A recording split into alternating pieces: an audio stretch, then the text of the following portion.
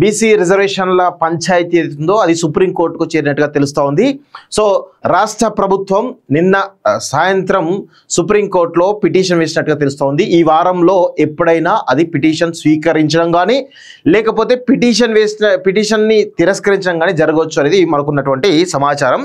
So బీసీలకు సంబంధించిన అంశంలో ఇప్పటిదాకా రాహుల్ గాంధీ ఏదైతే అనుకున్నాడో దాన్ని నెరవేర్చేటువంటి పరిస్థితిలో ఈ ప్రభుత్వాలు ఈ కాంగ్రెస్ పార్టీ, తెలంగాణ కాంగ్రెస్ పార్టీ లేదనేది చాలా స్పష్టంగా అర్థమవుతోంది. సో వీళ్ళంతా కూడా కొంతమేర అంటే అగ్రవర్ణాలు కాబట్టి బీసీలను ఎదగనీయకుండా చేస్తారు. ఎందుకు అంటే ఒకసారి బీసీలు గనక రాజ్యాధికారం వైపు గనక దిశగా కొనసాగితే వాళ్ళని తట్టుకోవడం కష్టం కాబట్టి వాళ్ళని ఎక్కడికక్కడ కట్ చేసేటువంటి ప్రయత్నం చేస్తూ కుట్ర చేసే ప్రయత్నం చేస్తూ ఉంటారు ఈ అగ్రవర్ణాలంతా. ఇది అందరూ కూడా తెలిసిన విషయమే. ఇది కాంగ్రెస్ పార్టీ కానీ బీఆర్ఎస్ కానీ బీజేపీ కానీ అందరూ కలిసి ఆడుతున్నటువంటి నాటకం. బీసీల ఇక్కడ ఈ రాష్ట్రంలో ఉన్నటువంటి దాదాపు 56% పైగా ఉన్నటువంటి బీసీలు ఎవరైతే ఉన్నారో వీళ్ళందరినీ కూడా ఈరోజు రాజకీయంగా ఎదగనీయకుండా ఉండడానికి ఈ మూడు పార్టీలు కలిసి ఆడుతున్నటువంటి డ్రామాగా మనమైతే అభివర్ణించవచ్చు అనేది చాలా స్పష్టంగా మనమైతే చెప్పగలుగుతున్నాం మిత్రులారా. సో సుప్రీంకోర్టులో ఏం జరుగుతోంది ఏంటి అనేది ఒకసారి మనం డీటెయిల్గా చూసినట్లయితే ఇక్కడ చూడండి, హైకోర్టు స్టేపై సుప్రీంలో సవాల్ అంటూ చూస్తా ఉన్నాం. బీసీ రిజర్వేషన్లపై దాదాపు 50 పేజీలతో ఆన్లైన్ పిటిషన్ దాఖలు చేసిన రాష్ట్ర సర్కారు అంటూ చూస్తాం. నిన్న రాత్రి వేయడం జరిగింది, అందుకే ఏ పేపర్లు కూడా రాలేదు. సో న్యాయ నిపుణులు సీనియర్ అడ్వకేట్లతో చర్చించాకే ముందడుగు. CM Revanth Reddy direction, deputy CM ఇతర మంత్రుల పర్యవేక్షణలో ఫైలింగ్. రిఫరెన్స్ గా Indira Sahani versus union government case. రాజకీయ రిజర్వేషన్లకు ఈ తీర్పు అడ్డంకి కాదని ప్రస్తావన. బీసీలకు 42% రిజర్వేషన్ ప్రక్రియ శాస్త్రీయంగానే చేపట్టామని వెల్లడి అంటూ చూస్తా ఉన్నాం. సో ఇక్కడ గుర్తుపెట్టుకోవాల్సిన విషయం ఏంటంటే రాష్ట్ర ప్రభుత్వం డెడికేటెడ్ కమిషన్ ద్వారా కులగణన సర్వే చేపట్టిన తర్వాత దాన్ని ఇప్పుడు చాలా స్పష్టంగా చెప్పాలి. బీసీలలో ఎన్ని కులాలు ఉన్నాయి, బీసీలలో ఎన్ని కులాలు ఉన్నాయి, ఏ కులాలకు రాజకీయ ప్రాతినిధ్యం కానీ ఆర్థికంగా ఎదగకపోవడం కానీ సామాజిక వెనుకబాటుతనం ఉందా లేదా అని ఏమన్నా డిసైడ్ చేసిర్రా? అవి డిసైడ్ చేయకుండా మేము శాస్త్రీయంగా చేస్తామని చెప్పినటువంటి మాట అవాస్తవం. ఎందుకంటే ఎప్పుడైనా కానీ రిజర్వేషన్లు 3 అంశాల బేస్ మీదుగా ఉంటాయి. ఒకటి రాజకీయ వెనుకబాటు, సామాజిక వెనుకబాటు, ఆర్థిక వెనుకబాటు. ఈ 3 అంశాల మాదిరిగానే ఖచ్చితంగా రిజర్వేషన్లు కల్పించబడతాయి అనేది చాలా స్పష్టంగా మనం గుర్తుపెట్టుకోవాల్సిన అవసరం. అయితే ఎక్కడ కూడా ఈ 3 అంశాలను ఈ శాస్త్రీయంగా అధ్యయనం చేయలేదు డెడికేటెడ్ కమిషన్ అనేది చాలా స్పష్టంగా అర్థమవుతా ఉంది. మరి ఇంత చేసిన తర్వాత ఇంకా మీరు ఈ శాస్త్రీయంగా మేము చేసిన ఎట్లా చెప్పుకుంటారు అంటే నాకు తెలిసి సుప్రీంకోర్టులో పిటిషన్ కూడా స్వీకరించరు. 100% అదే అర్థమవుతుంది మనకి. స్థానిక ఎన్నికల్లో బీసీ రిజర్వేషన్ల వ్యవహారంపై రాష్ట్ర ప్రభుత్వం సుప్రీంకోర్టును ఆశ్రయించింది.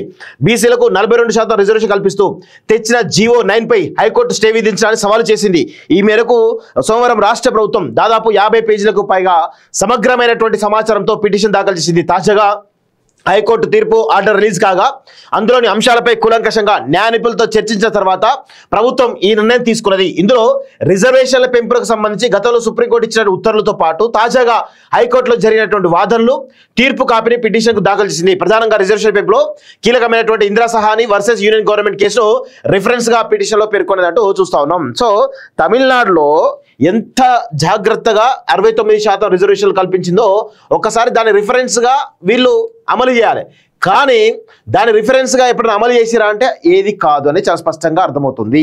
సో ఇక్కడ ప్రజల తప్పు ఉన్నది, ప్రభుత్వం తప్పు, 2 రకాల తప్పులు ఉన్నాయి ఇలా వాస్తవంగా. బీసీలు కూడా ఈ సమగ్ర కుటుంబ సర్వే ఏదైతే సమగ్ర కులగణన సర్వే ఏదైతే జరిగిందో దాని మీద క్లియర్ డైరెక్షన్స్ ఈ రాష్ట్ర ప్రభుత్వం తీయలేదు. సో దాని ప్రకారం ఏదో మొక్కుబడిగా మాత్రమే సర్వే చేసినట్టుగా తెలుస్తూ ఉంది తప్ప సీరియస్ సర్వే చేయలేదు. సో దానికి ప్రతిపక్షాలు కూడా అడ్డుపడ్డాయి. మీరు చూసారు కదా, సమగ్ర కులగణన సర్వే చేసినప్పుడు బీఆర్ఎస్ అడ్డుపడ్డది, బీజేపీ అడ్డుపడ్డది కదా. ఈ క్రమంలో ఇక్కడ చాలా జాగ్రత్తగా విషయం ఏంటంటే ఇప్పుడు సమగ్ర కులగణన సర్వే జరిగింది కదా. సమగ్ర కులగణన సర్వేను అడ్డుకున్నది ఎవరు? BRS party. ఎందుకు అంటే ఈ సమగ్ర కులగణన సర్వే జరిగితే బీసీల లెక్క తేలుతుంది కాబట్టి ఇది అడ్డుకున్నారు. సో దీని ప్రకారం కాంగ్రెస్ ప్రభుత్వం ఏమన్నా తెచ్చితో చేసిందా సమగ్ర కుటుంబ సర్వే అంటే కేవలం 1 or 2 months ఎన్రోల్ చేసింది అంతే తప్ప ఏం లేదు. డీటెయిల్గా మొత్తం డేటా వచ్చే వరకు 3 నెలల లేకపోతే 6 నెలల ఏదో ఒక విధంగా చేయాలి కదా. చేయలేకపోవడం వల్ల ఇటు కాంగ్రెస్ కానీ బీఆర్ఎస్ కానీ కాంగ్రెస్ కానీ బీజేపీ కానీ ఈ మూడు కూడా దోబూచులాడినాయి. ఏదో చేసినామా సర్వే చేసినాం, అయిపోయిందా సర్వే అయిపోయా, డెడికేటెడ్ కమిషన్ వేసినాం, ఎంపెరికల్ డేటా తెచ్చినాం, దాన్ని అనలైజ్ చేసినామా, ఏదో పైకి బీసీలు 56% ఉన్నారని చెప్పేసి అన్నారు. బీసీలు 56% ఉన్నారని చెప్పినటువంటి వీళ్ళు మరి బీసీలలో ఎన్ని కులాలు ఉన్నాయి, ఆ కులాల శాతం ఎంత, ఆ కులాల సంబంధించినటువంటి సామాజిక ఆర్థిక రాజకీయ నేపథ్యం ఏంటి అనేది ఏమన్నా చేయగలిగిరా? ఏదీ లేదు. చేయకుండా వీళ్ళు ఇంత దాకా తీసుకురావాలంటే కేవలం బీసీ అందరూ గుర్తుపెట్టుకోవాల్సిన విషయం ఏంటంటే ఇక్కడ వాళ్ళే మేనిఫెస్టో చెప్తారు 42% రిజర్వేషన్ ఇస్తామని చెప్తారు. అదేవిధంగా బీసీ ఉపవర్గీకరణ చేస్తామని చెప్పి అంటారు. బీసీ ఉపవర్గీకరణ కనుక చేసి ఉంటే కనుక 100% కోర్టులు కన్విన్స్ అయ్యేటివి. ఎందుకంటే ఈ బీసీలు ఉన్నటువంటి 130 కులాలలో 125 కులాలు రాజకీయంగా ఆర్థికంగా సామాజికంగా వెనుకబాటుతానని గురవుతున్నాయని చెప్పేసి స్పష్టంగా చెప్పగలిగితే డేటాతోటి హైకోర్టు కన్విన్స్ అయ్యేది, సుప్రీంకోర్టు కూడా కన్విన్స్ అయ్యేది. ఇది 42% రిజర్వేషన్ ఎప్పుడు అమలయ్యేది. తమిళనాడులో ఉన్నటువంటి ఏవైతే 69% ఏవైతే రిజర్వేషన్ ఉన్నాయో అవి కూడా ఇంప్లిమెంట్ అయ్యేది. మీరు తమిళనాడులో ప్రతి 10-15 సంవత్సరాలకు ఒకసారి రివ్యూ జరుగుతూ ఉంటుంది. ఏది ఈ 60% రిజర్వేషన్ పైన ఖచ్చితంగా రివ్యూ జరుగుతూ ఉంటుంది. ఏ కులాలన్నా యాడ్ చేయాలన్నా ఏ కులాలన్నా తీయాలన్నా కానీ 100% దీని ప్రకారం జరుగుతూ ఉంటుంది అక్కడ. కానీ ఇక్కడ అలాంటిది ఏమైనా జరుగుతుందో వర్క్ అంటే అలాంటి శాస్త్రీయమైనటువంటి వర్క్ జరగలేదు, శాస్త్రీయమైనటువంటి డేటా అనలైజేషన్ జరగలేదు. కాబట్టి హైకోర్టు కొట్టివేయడం స్టే విధించడం జరిగింది. అదేవిధంగా సుప్రీంకోర్టు కూడా రాసి పెట్టుకోండి, సుప్రీంకోర్టు కూడా కనీసం పిటిషన్ కూడా స్వీకరించేదేమో అనేటువంటి అభిప్రాయం బలంగా ఉన్నది మనకైతే. సో ఇది జరుగుతున్నటువంటి తంతు. ఇక ప్రజలు డిసైడ్ కావాల్సిన అవసరం అయితే ఉంది ఇంకా. ఎందుకంటే మేము మొదటి నుంచి కూడా నేను మొత్తుకుంటా ఉన్నాను ఈ కమిషన్ సంబంధించినటువంటి దాంట్లో ఎన్ని లోపాలు ఉన్నాయో, ఈ హైకోర్టులో జరిగిన వాదన పట్ల ఎన్ని లోపాలు ఉన్నాయో అవన్నీ కూడా మనం చెప్పడం జరిగింది. వాస్తవంగా బీసీ రిజర్వేషన్ల పంచాయతీ ఏదైతుందో అది సుప్రీంకోర్టుకు చేరినట్టుగా తెలుస్తూ ఉంది. సో రాష్ట్ర ప్రభుత్వం నిన్న సాయంత్రం సుప్రీంకోర్టులో పిటిషన్ వేసినట్టుగా తెలుస్తూ ఉంది. ఈ వారంలో ఎప్పుడైనా అది పిటిషన్ స్వీకరించడం కానీ లేకపోతే పిటిషన్ని తిరస్కరించడం కానీ జరగవచ్చు అనేది మనకున్నటువంటి సమాచారం. సో బీసీలకు సంబంధించిన అంశంలో ఇప్పటిదాకా రాహుల్ గాంధీ ఏదైతే అనుకున్నాడో దాన్ని నెరవేర్చేటువంటి పరిస్థితిలో ఈ ప్రభుత్వాలు ఈ కాంగ్రెస్ పార్టీ, తెలంగాణ కాంగ్రెస్ పార్టీ లేదనేది చాలా స్పష్టంగా అర్థమవుతోంది. సో వీళ్ళంతా కూడా కొంతమేర అంటే అగ్రవర్ణాలు కాబట్టి బీసీలను ఎదగనీయకుండా చేస్తారు. ఎందుకు అంటే ఒకసారి బీసీలు గనక రాజ్యాధికారం వైపు గనక దిశగా కొనసాగితే వాళ్ళని తట్టుకోవడం కష్టం కాబట్టి వాళ్ళని ఎక్కడికక్కడ కట్ చేసేటువంటి ప్రయత్నం చేస్తూ కుట్ర చేసే ప్రయత్నం చేస్తూ ఉంటారు ఈ అగ్రవర్ణాలంతా. ఇది అందరూ కూడా తెలిసిన విషయమే.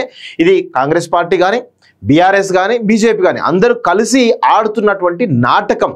బీసీల ఇక్కడ ఈ రాష్ట్రంలో ఉన్నటువంటి దాదాపు 56% పైగా ఉన్నటువంటి బీసీలు ఎవరైతే ఉన్నారో వీళ్ళందరినీ కూడా ఈరోజు రాజకీయంగా ఎదగనీయకుండా ఉండడానికి ఈ మూడు పార్టీలు కలిసి ఆడుతున్నటువంటి డ్రామాగా మనమైతే అభివర్ణించవచ్చు అనేది చాలా స్పష్టంగా మనమైతే చెప్పగలుగుతున్నాం మిత్రులారా. సో సుప్రీంకోర్టులో ఏం జరుగుతోంది ఏంటి అనేది ఒకసారి మనం డీటెయిల్గా చూసినట్లయితే